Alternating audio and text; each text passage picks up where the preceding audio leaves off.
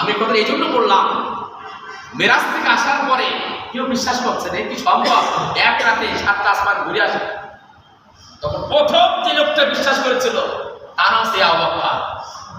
নবীর মুখ থেকে শোনার সঙ্গে সঙ্গে ইয়া রাসূলুল্লাহ সাদাকতা ইয়া রাসূলুল্লাহ, আপনি যা বলেছেন তাই সত্য, সুবহানাল্লাহ।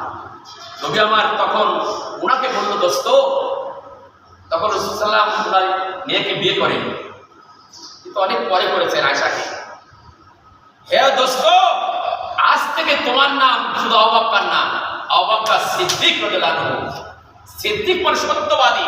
আজ আমি বলেছি তুমি প্রতি বিশ্বাস করেছ, এই জন্য এই সিদ্দিক মানে সদা সর্বদা কথা কাজে। আর শেষে বললাম সালিহিন, যার নেককার মানুষ, সদা সর্বদা দিন রাত 24 ঘন্টা ভালো কাজ করতে অভ্যস্ত।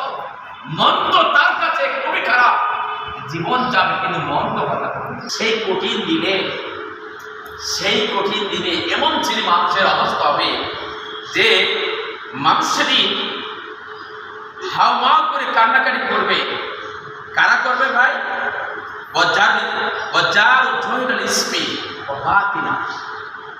যারা গোপন পাপ কাজ করে, প্রকাশ্য পাপ কাজ করে বেড়ায়। এমন বেঈমান আছে না ভাই?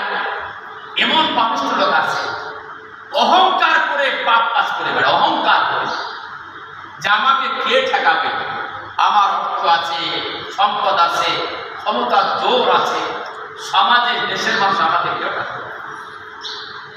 এই যারা অহংকার করে গোপন এবং প্রকাশ্যে পাপ কাজ করে বেড়ায়, এই সমস্ত মানুষকে আল্লাহ তাআলা হাসরের মাঠে এবং ভয়ঙ্কর আযাব দিবেন। আল্লাহ পাক ওই দিন বলবেন, যার আযাব ভোগ কর, স্বাদ গ্রহণ কর আযাব। তুই যে আযাবকে ভয় করতিস না, অস্বীকার করতিস, স্বাদ গ্রহণ কর। এখন আযাবের কি স্বাদ ভাই পাওয়া যায়? পাওয়া যায়। কিন্তু আল্লাহ তাআলা ওখানে স্বাদের কথা বলেছেন। ভালোর জিনিসের স্বাদ পাওয়া যায়, খারাপের স্বাদ পাওয়া যায় না।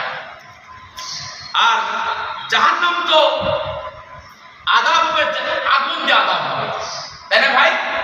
যারা আগুন দিয়ে আযাব হবে, অন্য কিছু দিয়ে না। আগুন দিয়ে কি আর স্বাদ পাওয়া যায়? কিন্তু আল্লাহ স্বাদের কথা বলছে। তুই দুনিয়াতে পাপ কাজ করতিস অহংকার করে যে আমার কে ঠেকাবে, আমার ঠেকানোর কেউ নেই, বলার কেউ নেই আমার সাথে। আল্লাহ বলবেন, চুপ আযাব, আযাব স্বাদ গ্রহণ কর। আজকে তোর দেখে পারবে আযাবকে কন্ট্রোল করতে। ইন্নাল্লাযীনা ইয়াকসিবুনাল ইসমা,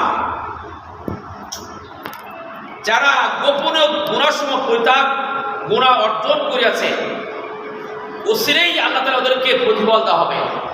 এবার দেখেন, আগে বললাম সলিম, যাদের হিসাব হবে না। এই যারা প্রকাশ্য এবং গোপনে গুনাহ পরিত্যাগ করে, এদেরকে আল্লাহ তাআলা প্রতিফল দিবেন। কি ভাই? গুনাহ গোপন করা যায়, প্রকাশ্য করা যায়, কিন্তু মুমিন গোপন করে না, প্রকাশ্য করে না। তার কারণ জানেন? তার কারণ হচ্ছে মুমিনের মাথার ভিতরে সবসময় চিন্তা থাকে, ভাবনা থাকে। কি জানেন? যে আমার যে স্রষ্টা, যে আমাকে তৈরি করেছে, সৃষ্টি করেছে, যে আমাকে মৃত্যু দিবেন, যে আমাকে হাসে তুলবেন, আমি তার সামনে কি করে মুখ দেখাবো? সেটা আমাকে তুলবে হাসরের মাঠে, কারণ তার সামনে আমার বিচার হবে। তাহলে আমার তো হিসাব দেওয়া লাগবে। আর আমার এমন স্রষ্টা, যে স্রষ্টার ঘুমও নেই, তন্দ্রাও নেই। কিসের অন্ধকার, কিসের আলো? উনার কাছে রাতও যা, দিনও তা, আলো যা, অন্ধকারতা। তাহলে স্রষ্টার সামনে রাতও গুনাহ করা যাবে না, দিনও গুনাহ করা যাবে না, আলো তো করা যাবে না, অন্ধকারে করা যাবে না। এই চিন্তা একটা মুমিনের কাছে সবসময় পরিষ্কার থাকে যে আমার দ্বারা রাতের অন্ধকারে গুনাহ করা যাবে না, দিনের বেলাও করা যাবে না। অতএব গুনাহ আমাকে পরিত্যাগ করতে হবে, গুনাহ থেকে আমাকে দূরে থাকতে হবে। এই কাজটা সলিম ব্যক্তিরা সবসময় মাথায় রাখে। যারা এই কাজটা করতে পারে, দিনের বেলাও গুনাহ করে না, রাতের বেলাও গুনাহ করে না, পাপ কাজ করে না, মালিক বলছেন যে বিমা কানু ইয়াক্তারিবু, ওসিলে আমি তাদেরকে উত্তম পুরস্কার দান করবো। সুবহানাল্লাহ, উত্তম পুরস্কার দান করবেন। এবার আসুন, নবী আমার বলছেন আকমালুল মুমিনিন, মুমিন তো সেই ব্যক্তি, মুমিন তো সেই ব্যক্তি ঈমানান আহসানুহুম খুলুকা,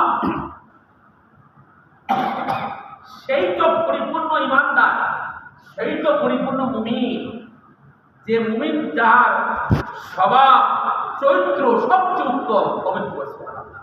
দেখেন, তাহলে মুমিনের প্রথম বৈশিষ্ট্য